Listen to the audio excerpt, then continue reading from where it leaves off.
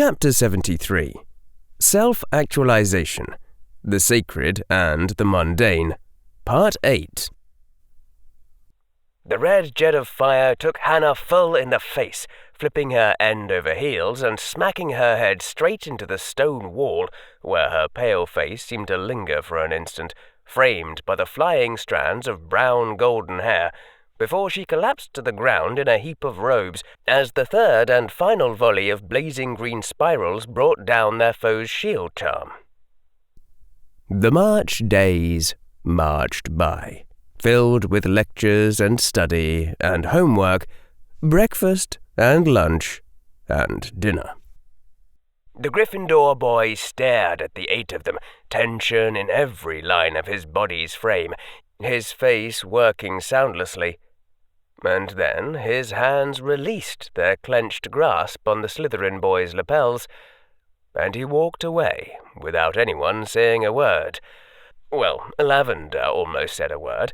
Her mouth was just opening in indignation, maybe because she hadn't gotten a chance to declaim her speech, but luckily Hermione spotted it and made the gesture that meant, "Shut up." Then there was sleeping, of course. You wouldn't want to forget about sleeping just because it seemed so normal. "Innovate!"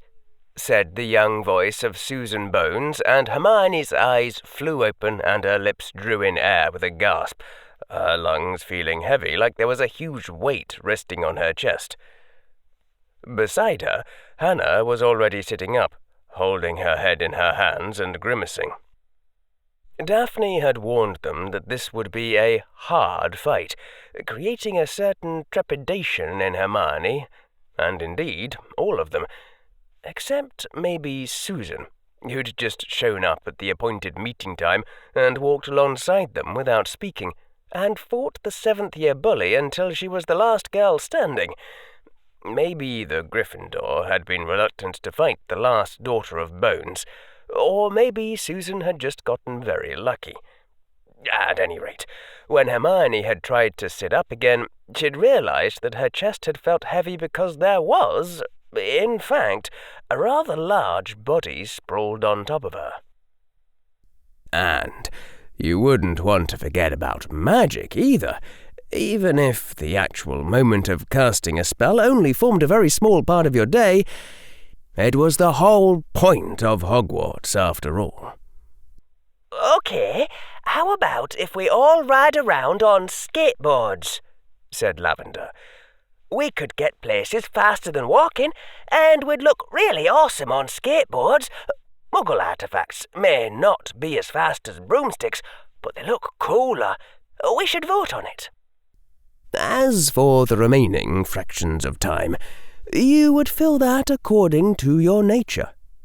Gossip about upper-year romances, or books and study sessions. Hermione reached out a trembling hand to grasp her copy of Hogwarts: A History, from where it had fallen, the ever-comforting book, only a pace distant from where she herself had ended up on the floor, after the red-robed upper-year girl had bumped her into a wall. And then the older Gryffindor witch had walked away without a look back, only a whispered, "Salazar's," and a word that hurt her more than anything the Slytherin said about mudbloods. Mudblood was just a strange wizarding word, but Hermione knew the word the Gryffindor had said. She couldn't get used to it. She just couldn't get used to being hated. It still hurt just as much every time it happened, and somehow it hurt even more coming from the Gryffindors, who were supposed to be the good ones. Harry had divided up 8 of his soldiers among the other armies. As ordered, he'd voluntarily given up 2 chaotic lieutenants, sending Dean Thomas to Dragon Army, and then trading Seamus Finnegan to her for Blaise Sabini, who Harry had said was being underutilized in Sunshine. Lavender had elected to join most of Spew in Sunshine. Tracy had decided to stay with Chaos. So you can work your charms on General Potter, said Lavender, as Hermione ignored both of them as hard as she could. I've got to say, Traces, I think our Sunshine General has him pretty well sewn up by now. You'd have better luck convincing Hermione that the three of you should have one of those, arrangements. Nobody had figured out yet what Draco Malfoy was plotting. Certain, said Harry Potter, sounding rather reluctant. You know a rationalist isn't ever certain of anything, Hermione. Not even that 2 and 2 make 4. I can't actually read Malfoy's mind, and if I could, I couldn't be certain he wasn't a perfect occlument. All I can say is that based on what I've seen of Malfoy, it's a lot more plausible than Daphne Greengrass thinks that he actually is trying to show the Slytherins a better way. We really should try to go along with that, Hermione. Well, Harry seemed to think Draco Malfoy was a good guy. But then the trouble was that Harry also tended to trust people like Professor Quirrell. Professor Quirrell, Harry said, I'm worried about the hatred Slytherin House seems to be developing for Hermione Granger.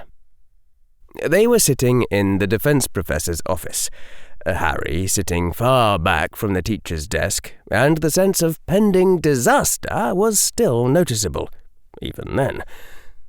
The empty bookcase still framing Professor Quirrell's balding head.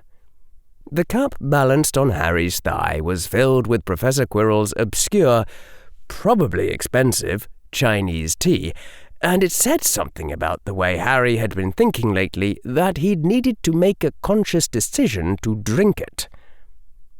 And this concerns me for what reason? Said Professor Quirrell, sipping his tea.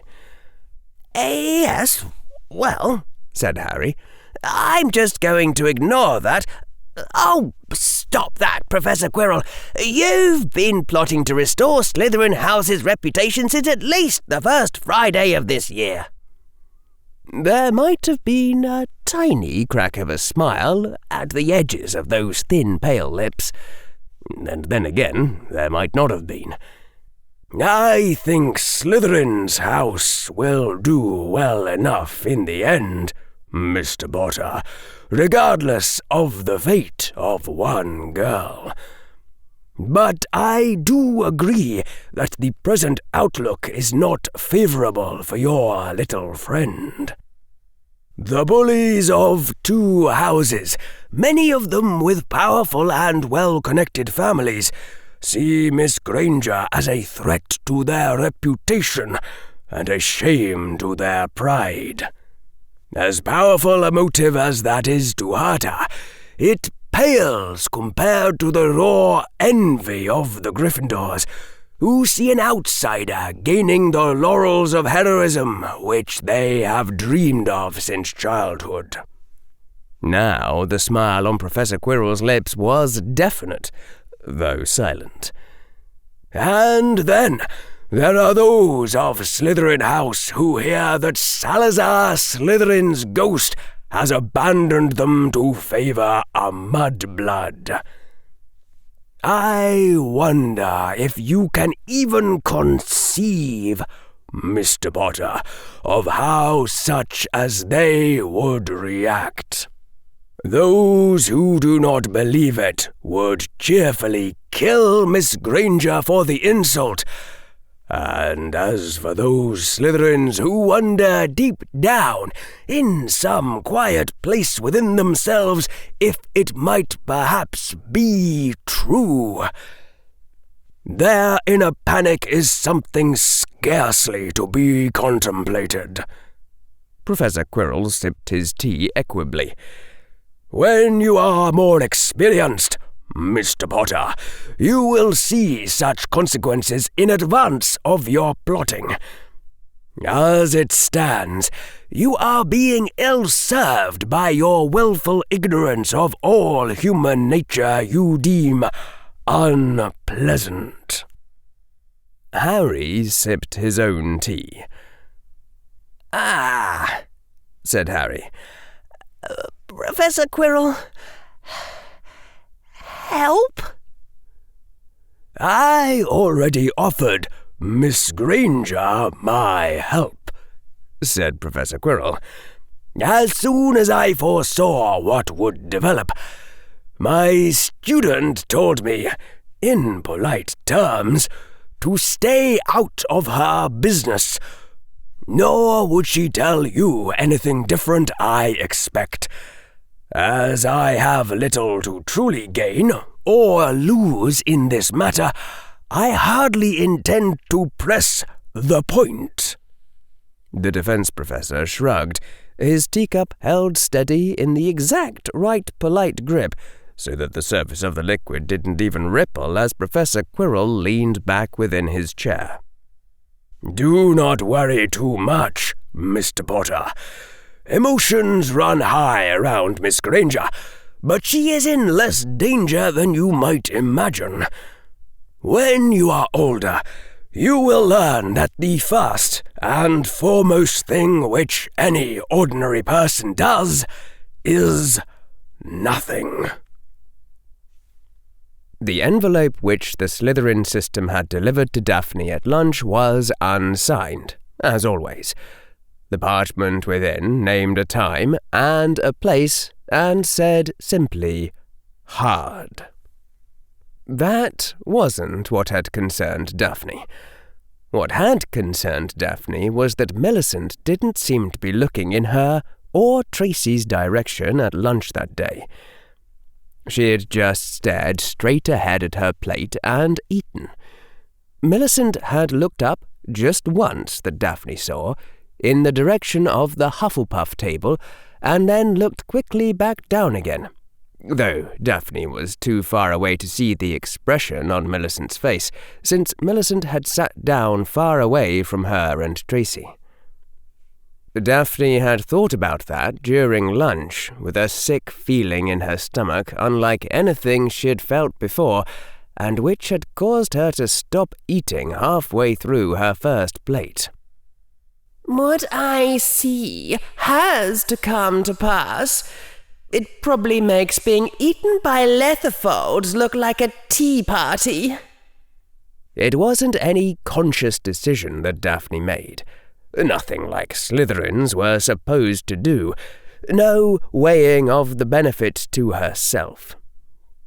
Instead, Daphne told Hannah and Susan and everyone that her informant had warned her that the next bully was going to target Hufflepuffs in particular, and that the bully planned to risk the teacher's wrath in order to really hurt either Hannah or Susan.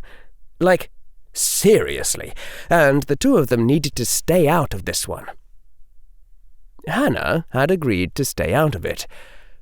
Susan had...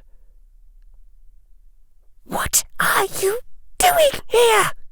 yelled General Granger, though it was sort of a yell and a whisper at the same time. Susan's round face didn't change. Like the Hufflepuff girl had suddenly developed the sort of experienced blankness that Daphne's own mother used. "Am I here? Really?" Susan said calmly. "You said you wouldn't come." "Did I say that?" said Susan. She flipped her wand casually in one hand, leaning against the stone wall of the corridor where they were waiting, her reddish-brown hair somehow arranging itself in perfect order against the yellow trim of her witch's robes. "I wonder why. Maybe I didn't want Hannah to get any strange ideas. Hufflepuff loyalty, you know." "If you don't leave," said the Sunshine General, "I'll call a mission aboard and we'll all go back to our study halls, Miss Bones." "Here," said Lavender. "We didn't vote on—" "That's fine by me," said Susan, who was keeping a steady gaze on the other end of the corridor where it merged into the tiled hallway where they'd been told to expect the bully. "I'll just stay here myself, then." "Why?" said Daphne. Her heart was in her throat. "If I try to change it, if anyone tries to change it, really terrible, awful, no good, extremely bad things will happen, and then it'll come to pass anyway." "Why are you doing this?" "It's not like me," said Susan. "I know, but—" Susan shrugged. "People don't always behave like themselves, you know." They pleaded. They begged. Susan didn't even say anything anymore. She just kept watching. Waiting. Daphne was nearly crying. She kept wondering if she had caused this, if trying to change fate was making things happen worse. "Daphne," said Hermione, her voice sounding much higher than usual. "Go get a teacher. Run!" Daphne spun on her heels and started to pelt down the other direction of the stony corridor, and then she realized. And she turned back to where all the other girls except Susan were watching her go, and Daphne, feeling like she was about to throw up, said, "I can't." "What?" said Hermione. "I think it gets worse every time you try to fight it," said Daphne. "That was how it worked in plays. Sometimes." Hermione stared at her, and then Hermione said, "Padma!" The other Ravenclaw girl just tore right out of there without arguing. Daphne watched her go, knowing that Padma wasn't as good a runner as her, and now wondering if maybe that would turn out to be the only reason why help would come too late. "Bullies are here," Susan said laconically. "Huh, they've got a hostage." They all whirled and looked and saw 3 older bullies. Daphne's eyes recognized Reese Belker, who was a top lieutenant in one of the 7th-year armies, and Randolph Lee, who was number 2 in the Hogwarts Dueling Club, and, worst of all, Robert Jugson III, in his 6th year, whose father was almost certainly a Death Eater. All 3 were surrounded by shielding charms, blue hazes that glowed beneath the surface in ribbons of other colour, and showed occasional faceting above, multi-layered shields, like the 3 of them thought they were fighting serious duelists, and had expended energy accordingly. And behind them, bound and supported by glowing ropes, was Hannah Abbott. Her eyes were wide and panicked, and her mouth was moving, though they couldn't hear anything through the quietus they'd put up earlier. Then Jugson made an offhand gesture with his wand, and the glowing ropes flung Hannah at them. There was a small pop as Hannah's body blew through the quieting barrier. Susan's wand was instantly pointing at Hannah, and Susan's voice muttered, "Wingardium Leviosa!" "Run!"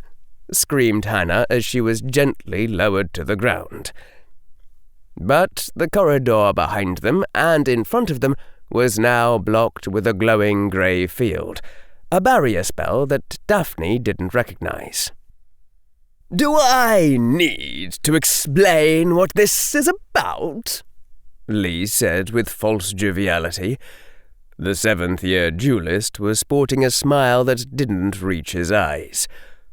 "Well, just in case, you little inconveniences, and that includes you, Miss Greengrass. You've been quite enough trouble, and you've told quite enough lies. We brought your little friend just to make sure everyone knew we got all of you. Though I suppose the other Ravenclaw girl is hiding around a corner or clinging to the ceiling somewhere. Ha! Well, no matter. This is your—" "Enough talk," said Robert Jugson III. "Time for pain," and raised his wand. "Cluth!" Simultaneously, Susan pointed her wand and said, "Prismatis!" and a small rainbow sphere formed in mid-air almost instantly, the miniature barrier so condensed and bright that it stayed intact even as Jugson's hex hit it and bounced off toward Belka, whose wand flashed to swat away the dark bolt. And then, a moment later, the many-coloured blaze was gone. Daphne's eyes went wide for a moment. She'd never thought of using a prismatic sphere like that. "Jugsy, honey," said Belka. Her lips widened in a vicious smile. "I thought we discussed this. First we beat them, then we play." "Please?" said Hermione Granger in a faltering voice. Let them go. I promise I'll—" "Oh, really?" said Lee in an annoyed tone. "Are you about to offer to turn yourself over if we let the others go? We've got all of you now." Jugson smiled then. "It could be funny," said the sixth-year junior Death Eater softly and with menace. "How about if you lick my shoes, Mudblood, and one of your friends can go? Pick whichever one you like best. Leave the others to get hurt." "Nope," said the young voice of Susan Bones. "Not going to happen." And with a blindingly fast motion, the Hufflepuff girl leapt leftward just as a red stunbolt erupted from Belka's wand. Daphne could hardly see the movement as Susan seemed to hit the corridor wall and then bounce off it like she was a rubber ball, and her legs smashed into Jugson's face. It didn't go through the shield, but the sixth year went sprawling backward with the impact, and Susan followed him downward, and her foot stamped down on the boy's wand arm, again repelled by the shield. "Elmechia!" shouted Lee, and Pavati shouted, "Prismatis!" And the rainbow wall formed, but the fiery blue blast passed right through it like it wasn't even there. The bolt missed Susan by inches. There was a whirlwind of motion that Daphne couldn't follow, during which Belka had her feet knocked out from under her, but the older witch just rolled back to stand, and then— Daphne saw it coming, and her lips started to mouth, but it was already too late. 3 blasts of brilliance slammed into Susan at once. She had her wand raised as though she could counter them, and there was a white flash as the hexes struck the magical wood. But then Susan's legs convulsed and sent her flying into a corridor wall. Her head hit with a strange cracking sound, and then Susan fell down and lay motionless with her head at an odd-seeming angle, her wand still clutched in one outstretched hand. There was a moment of frozen silence. Pavati scrambled over to where Susan lay, pressed a thumb over the pulse point on Susan's wrist, and then,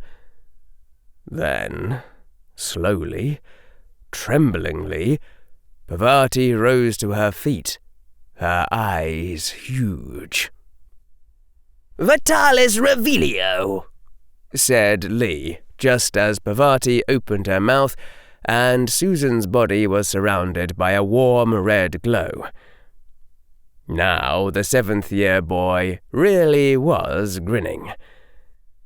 Probably just a broken collarbone, I'd say. Nice try, though." "Merlin, they are tricky," said Jugson. "You had me going for a second there, dearies." The 7th-year girl wasn't smiling at all. "Tonnerre!" screamed Daphne, raising her wand above her head and focusing harder than she ever had in her life.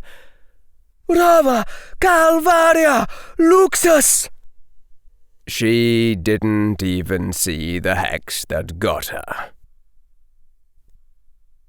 Hermione felt the jolt of innovation bring her awake, and out of some intuitive strategism, she didn't roll to her feet right away. It had been a completely hopeless battle, and she didn't know what she could do, but some instinct told her that leaping to her feet wasn't it. Just a crack. Hermione opened her eyes, and the thin rays of light that entered them showed Parvati backing away from all 3 bullies, the last girl standing that Hermione could see.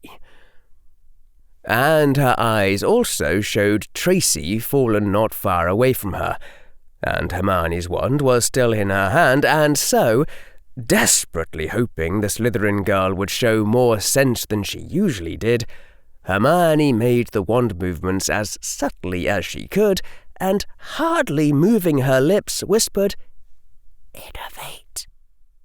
Hermione felt the spell working, but Tracy didn't move.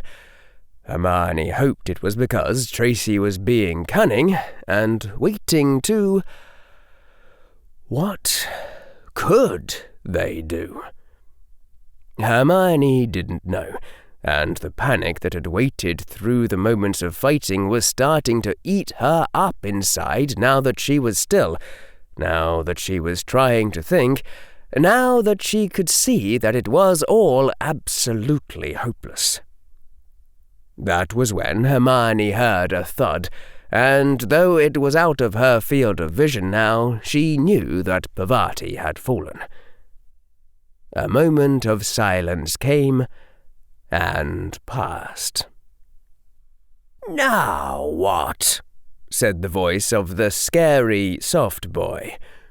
"Now we wake up the mudblood," said the precise voice of the scary, formal boy, "and find out who's really behind them, not Salazar Slytherin's ghost." "No, dears," said the voice of the scary, sweet girl. "First, we bind them all very securely." And then there was a sound like lightning and thunder, and Hermione's eyes widened in shock before she could stop herself, and in her widened field of vision she saw the scary soft boy convulsing as yellow arcs of energy crawled over him like giant blazing worms. His wand flew out of his hand as he collapsed to the ground, twitching, and then, a moment later, he lay still. "Is everyone else asleep now?" said a voice. "Good." Susan Bones rose from the floor near where the scary soft boy had stood, neck still oddly bent. Then she rolled her head around her shoulders, a casual loose motion, and her head was straight again. The round-faced first-year girl stood facing the remaining 2 bullies with one hand cocked on her hip, grinning, and surrounded by faceted blue haze. "Polyjuice!"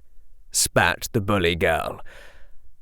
"Polyfluis reverso!" roared the remaining boy bully. Something like the form of a mirrored scarf spat out of his wand, passed without resistance through the haze surrounding Susan. For an instant, she glowed in a strange mirror colour, like a reflection of herself, and then the glow faded. The young girl still stood there, hand on her hip. "Wrong," said Susan. "And this is the truth," said Susan, "in case nobody ever told you." In her small hand, a wand rose up, blurred by the blue haze surrounding it. "You don't mess with the puffs," said Susan, and with a grey flash so bright it hurt Hermione's half-closed eyes, the real battle started. It went on for a while. Some of the ceiling got melted. The girl bully tried to cry a truce, that they would leave and take Jugson with them, and Susan roared out the syllables of a curse Hermione recognised as Abby Dalzim's horrid wilting, which was illegal in 7 countries. Eventually, the girl bully lay unconscious and unawakenable on the ground, and the last boy bully had fled, leaving his companions' bodies behind. And Susan was leaned over against one wall, covered in sweat and her scorched robes soaked through with wet spots, gasping for breath and clutching at her right shoulder using her left hand. After a while, Susan straightened up and turned to look back at where her fellow witches were sleeping on the floor. Well, they should have been sleeping on the floor. Lavender was already sitting up with eyes as wide as watermelons. "That," said Lavender. "was," said Tracy. "What?" said Hermione. "I mean, what?" said Parvati. "Cool," said Lavender. "Oh, hell," said Susan Bones. Her face had already looked a little pale beneath the sweat, and now it was getting paler, looking almost frighteningly white. Could I convince you that you hallucinated all that?" There was a rapid exchange of glances. Hermione looked at Parvati. Parvati looked at Lavender. Lavender briefly locked gazes with Tracy. The 4 of them looked back at Susan and shook their heads. "Oh, hell," said Susan again. "Look, I'll be back in a few minutes, but I've really got to go now, please. Don't say anything. Bye." And Susan ran out into the hallway, moving surprisingly fast, before anyone could say another word. "No, seriously, what?" said Parvati. "Innovate," said Hermione, pointing her wand at Daphne, whose body she hadn't been able to see before, and Lavender pointed her wand at Hannah's body and said the same. Hannah's eyes opened, and she tried frantically to roll to her feet, but collapsed to the ground halfway through. "It's okay, Hannah," said Lavender. "We won." What?" said Hannah from her little heap on the floor. Daphne hadn't stirred, but Hermione could see her chest rising and falling, and the breathing rhythm looked normal enough. "I think she's okay," said Hermione. "But—" She took a moment to swallow. Her mouth was still dry. This had all gotten way out of hand. "I think we ought to take Daphne to Madame Pomfrey's." Sure. Just give me a second here, and I'll probably be fine," said Parvati. "Excuse me," said Hannah in a tone that was polite but firm. "How did we win? And why does the ceiling look all melty?" There was a pause. "Susan did it," said Tracy. "Yeah," said Parvati, voice only slightly shaky as she stood up and started to brush off her red-trimmed robes. "It turns out that Susan Bones is the heir of Hufflepuff, and she's opened up the long-lost entrance to Helga Hufflepuff's chamber of hard work and practice." "Huh?" said Hannah, who was feeling over herself as if to make sure all her body parts were still there. I thought that was just something Professor Sprout says to teach us an important moral lesson. Susan is—" Slowly, Hermione was beginning to feel a bit more together. It hadn't really been more than 30 seconds of extreme terror, at least not the part she'd been conscious for. "Actually," Hermione said carefully as her mind started to work again, "I'm pretty sure that is just something Professor Sprout says. It wasn't in Hogwarts a History or anywhere else I've read." "She's a double witch!" shouted Tracy, her voice so high it cracked. "She is! She's one of them! She's been this whole time!" "What?" yelled Parvati, twisting around to look at Tracy. "That is the looniest thing!" "Of course!" said Lavender, now all the way on her feet and starting to bounce up and down with excitement. "I should have realised!" "Susan's a what?" said Hermione. "A double witch," said Tracy. "You see," said Lavender, speaking very rapidly, "there've always been stories about these children who are born as super magicians who can cast spells no one else can, and there's a whole secret school hidden inside Hogwarts with classes that only they can see and go to." "Those are just stories," yelled Parvati. "That's not how real life works. I mean, sure, I read those books too." "Just a minute, please," said Hermione. Maybe her mind was feeling a little slow after all. "You mean even though you already get to go to a magical school and everything, you still want to go to a double magical school?" Lavender looked at her, puzzled. "What?" said Lavender. "Who wouldn't want to have super extra magical powers?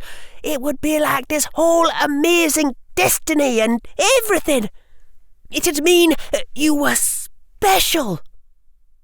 Hannah nodded to that, looking up from where she'd crawled to Daphne's side and was checking the girl for broken bones. "I wish I was a double witch," Hannah said, and then, sounding a little sadder, "though I don't believe there is any such thing, really. What did you see Susan do exactly? I mean, are you sure you weren't just seeing things after getting stunned?" Hermione truly couldn't find any words at this point. "Oh, no, we've got to get out of here. We've got to get away before Susan comes back with someone who can super memory charm us." "Susan wouldn't do that," said Parvati. "I mean, if there even was." "What's going on here?" roared a high-pitched, squeaky voice as Professor Flitwick stormed into the partially melted corridor like a small, dangerously compressed package of pure academic fury, an ashen-faced Padma gasping along behind him.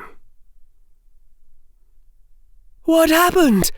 Susan blurted to the girl who looked exactly like her, except for the scorched robes damp with sweat.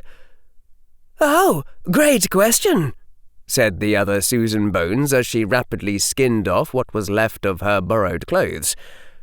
A moment later, the girl began to metamorphose back into her more accustomed form of Nymphadora Tonks. "Sorry, but I couldn't think of anything myself, so you've got about 3 minutes to decide on an answer to that."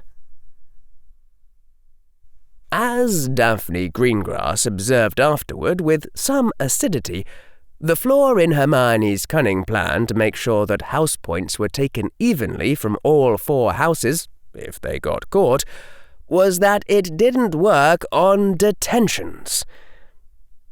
They'd all agreed to keep their mouths shut about Susan's mysterious powers, even Tracy, after Susan threatened to have her super memory charmed if she didn't promise.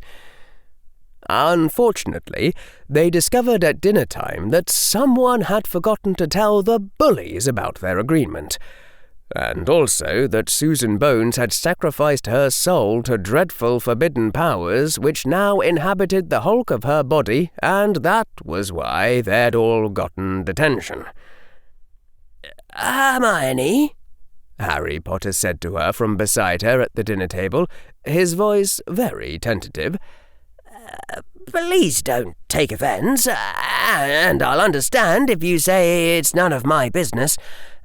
But I think all this is starting to spin out of control. Hermione went on mashing the slice of chocolate cake on her plate into a seamless mush of cake and icing. Yes, Hermione said. Her voice might have been a little acerbic. That was what I said to Professor Flitwick while I was apologizing to him, that I knew things had gotten out of hand, and he yelled, "Really, Miss Granger, do you think?" in a squeak so loud that my ears caught on fire. I mean, my ears actually caught on fire. Professor Flitwick had to put them out again. Harry had put his hand to his forehead. "Excuse me," Harry said. His face was perfectly straight. "Sometimes I still have a little trouble getting used to that sort of thing. Hey, Hermione, remember when we were young and naive and we still thought the world was a relatively understandable place?" Hermione put her fork down and looked at him for a moment. "Do you sometimes wish you were a muggle, Harry?" "Huh?" said Harry. Well, of course not. I mean, even if I was a muggle, I'd probably have tried someday to take over the world." As Hermione gave him a look, and the boy hastily swallowed the word and said, "I mean optimize, of course. You know that's what I really mean, Hermione. My point is, it's not like my goals would change one way or another, but with magic it's going to be a lot easier to get things done than if I had to do stuff using only the Muggle capability set. If you think about it logically, that's why I'm going to Hogwarts, instead of just ignoring all this and studying for a career in nanotechnology." Hermione, having finished handcrafting her chocolate cake sauce, began to dip her carrots in it and eat them. "Why do you ask?" said Harry. "Do you wish you were back in the Muggle world?" "Not exactly," Hermione said as she crunched into both the carrot and the chocolate. "I was just, feeling strange about having wanted to be a witch. Did you want to be a wizard when you were little?" "Of course," Harry said promptly. "I also wanted psychic powers and super strength and adamantium-reinforced bones and my own flying castle, and sometimes I felt sad that I might have to settle for just being a famous scientist and an astronaut." Hermione nodded. "You know," she said softly, "I think the witches and wizards who grow up here don't really appreciate magic properly." "Well, of course they don't," Harry said. "That's what gives us our advantage. Isn't that obvious? I mean, seriously, that was bloody obvious to me within 5 minutes of walking into Diagon Alley." There was a puzzled look on the boy's face, like he couldn't understand why she was paying attention to something so ordinary.